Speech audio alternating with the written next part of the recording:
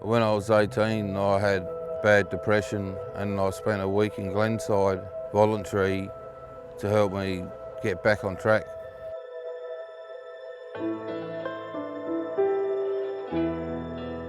When I became unwell, conversation was the last thing I wanted to do. I didn't want to talk about how I felt. I was constantly thinking about killing myself. I don't get out very often due to anxiety. I live on my own.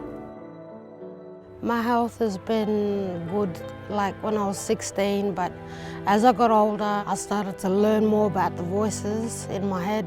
I got scared. I thought that she was a real person. Diagnosed probably 4.5 years ago with bipolar, but I've been running around since I was a kid with no idea why I was reacting the way I was to certain things. People that have symptoms of mental illness have had a rough deal. It can be making your life shaking under your feet, like things change a lot, relationships with your loved ones change, to relate with the community in general changes. That for me has been the reason to become a mental health nurse and be generous and compassionate. The first couple of days were a bit scary, but they weren't in my face like I expected, you know. No, they actually gave me a chance to catch my breath a bit. It's all about courtesy and understanding and the willingness to listen and listen deeply and understand what people are saying in a non-judgmental way is very important. A lot of our consumers haven't done a lot of things for a lot of years, and when you reintroduce them back to services that can really help them with the psychosocial area, they tend to do very, very well from it. We're very interested in how the mental health condition has influenced or impacted on the everyday things that people do, so shopping, cooking, cleaning, but also, you know, making sure people are getting out and having fun. The Rural and Remote Inpatient Unit is aligned with the recovery framework, a practice which supports or enables consumers to use this time to the best of their ability to give them the tools to actually help them get better. Really, it's a consumer-centred approach where we're going to be listening to the consumers' ideas, their thoughts, their goals, and supporting them to actually gain as much knowledge and skill to actually take that home and to live a better, more meaningful life.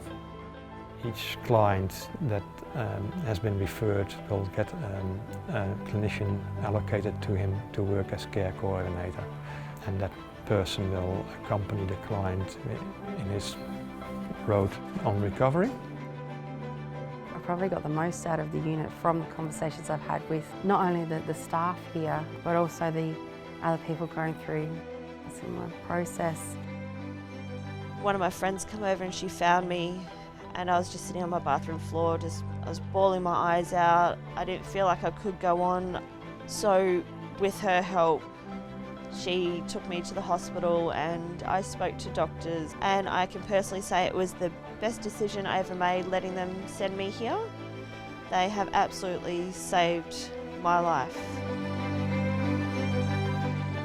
There's Carrie, there's Dawn, there's Kelly, there's Karen and Daryl.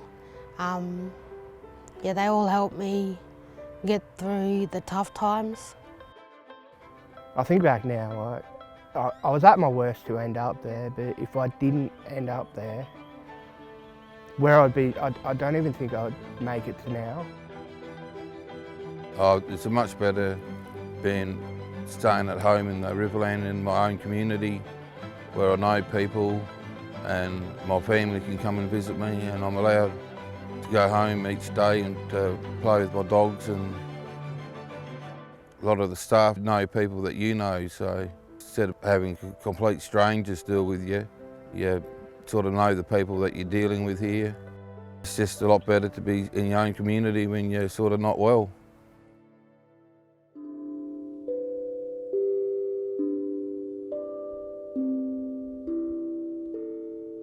I have nearly finished the DBT course that is now currently run at the hospital.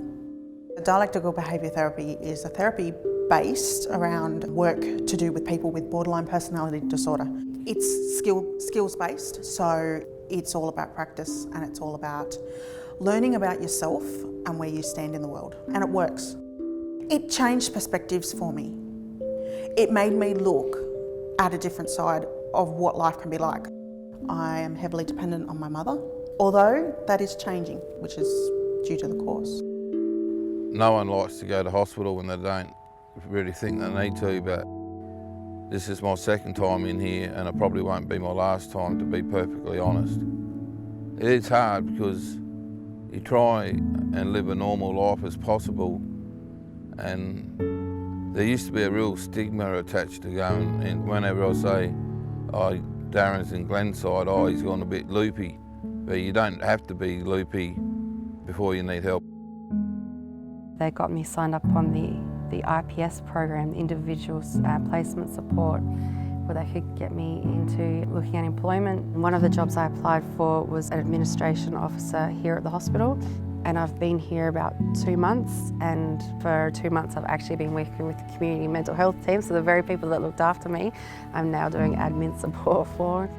It just helped me build back up into getting back to life.